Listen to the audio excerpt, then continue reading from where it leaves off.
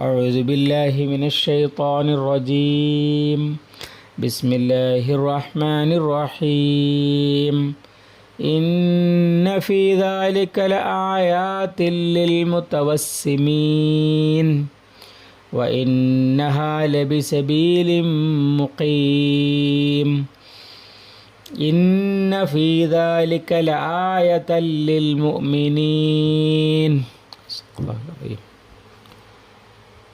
സൂറ അൽ ഹിജ്റിലെ 75, 6, 7 ആയത്തുകൾ.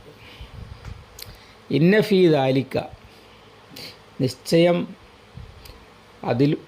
അതിലുണ്ട്, ല ആയാത്തിൻ, ഉറപ്പായിട്ടും തെളിവുകൾ, ലിൽ മുത്തവസ്സിമീൻ, വസമ എന്ന് പറഞ്ഞാൽ അടയാളം വെച്ചു എന്നൊക്കെയാണ് അർത്ഥം. അങ്ങനെ അടയാളത്തിലൂടെ കാര്യങ്ങൾ വ്യക്തമായി അല്ലെങ്കിൽ വേർതിരിച്ചറിയുന്നവർക്ക് അല്ലെങ്കിൽ ചിന്തിച്ച് പാഠം ഉൾക്കൊണ്ട് കാര്യങ്ങൾ മനസ്സിലാക്കുന്നവർക്ക് എന്നർത്ഥം. വസമ എന്ന് പറഞ്ഞാൽ അടയാളം കൊത്തി. ഈ കാലികളുടെ ഒട്ടകത്തിൻ്റെയൊക്കെ പുറത്ത് ഇരുമ്പ് ചുട്ട് പഴുപ്പിച്ച് അടയാളം കൊത്തുന്നതിനാണ് വസമ എന്ന് പറയുക. ആ അടയാളം കണ്ടാൽ ഇത് ആരുടെ ഒട്ടകമാണെന്ന് അറിയും. എങ്ങനെ കാര്യങ്ങൾ മനസ്സിലാക്കുന്നവർക്ക് എന്നാണ് പറഞ്ഞതിൻ്റെ അർത്ഥം. ഇന്നഹ, നിശ്ചയം അത്, ലബിസബീലിൻ, വഴിയിൽ തന്നെയാണ്. ല എന്നുള്ളത് തൗക്കീദിന്, ബിസബീലിൻ, വഴിയിലാണ്, വഴിയിൽ തന്നെയാണ് എന്നർത്ഥം. മുഖീമിൻ, നിലനിൽക്കുന്ന. ഇന്ന ഫീ ദാലിക, നിശ്ചയം അതിലുണ്ട്, ല ആയത്തൻ, ഒരു അടയാളം, ലിൽ മുഅ്മിനീൻ, മുഅ്മിനുകൾക്ക്.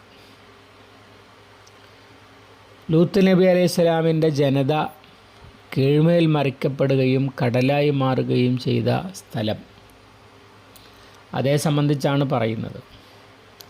അതിൽ ലക്ഷണങ്ങളിൽ നിന്ന് കാര്യങ്ങൾ മനസ്സിലാക്കുന്നവർക്ക് ധാരാളം പാഠങ്ങളുണ്ട് എന്നാണ് പറഞ്ഞത്. അഥവാ ഇന്നും ആ പ്രദേശം കാണുന്നവർക്ക് കാര്യം മനസ്സിലാകും. പല തെളിവുകൾ അവിടെ ഉണ്ട്.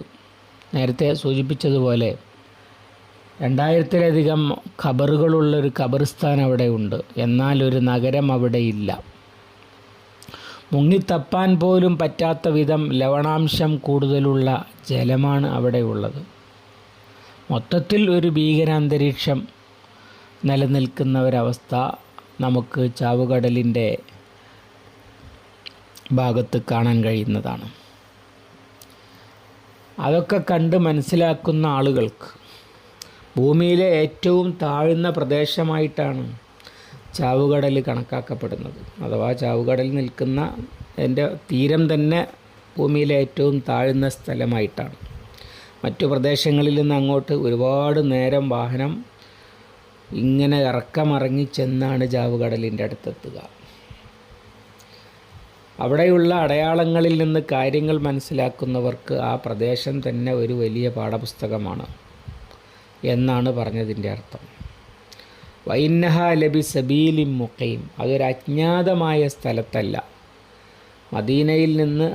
മക്കയിൽ നിന്ന് സിറിയയിലേക്കും ഇറാഖിലേക്കും അതുപോലെ ഈജിപ്തിലേക്കുമൊക്കെ പോകുന്ന വഴിയിലാണ്. അന്നും ഇന്നും അതൊരു ഗതാഗത വഴിയിലാണ് സ്ഥിതി ചെയ്യുന്നത്. അഥവാ ഇതെവിടെയോ നടന്ന ഒരു സ്ഥലമല്ല, നിത്യവും കാണുന്ന സാധനമാണ്. ലൂത്ത് നബിയുടെ ജനത നശിപ്പിക്കപ്പെട്ട സ്ഥലം എന്നെടുത്തു പറയുകയാണ്.